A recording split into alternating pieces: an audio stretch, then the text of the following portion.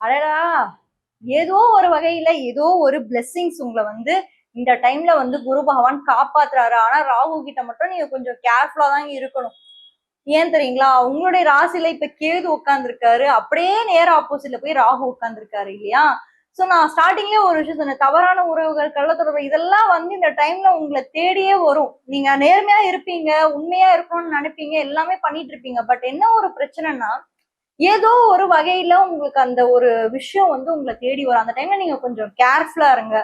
ஒரு அணைக்கட்டு போடுங்க. யாரையுமே வந்து தெரியாதவங்கள உள்ள விடாதீங்க. யாரையுமே நம்பாதீங்க.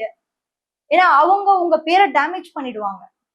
ஏதோ ஒரு வகையில ஏன்னா பாருங்க இந்த இடத்துல 12ஆம் வீட்ல இருந்து 4ஆம் வீட்ட பார்க்குறாரு. அதுவுமே வந்து மோட்ச திரிகோணம். 6ஆம் வீட்ட பார்க்குறாரு. மறைவு ஸ்தானம், அசிங்கம், அவமானம், பேர் கெட்டு போறது, எதிரியால தாக்கப்படுறது. அதாவது உங்களுக்கு சுத்தமா விரோதம், எதிரி பின்னாடி இருந்து உங்கள தாக்குவான். அந்த ஒரு விஷயம். 8ஆம் வீடும் அதேதான். அசிங்கம், அவமானம் அதேதான்.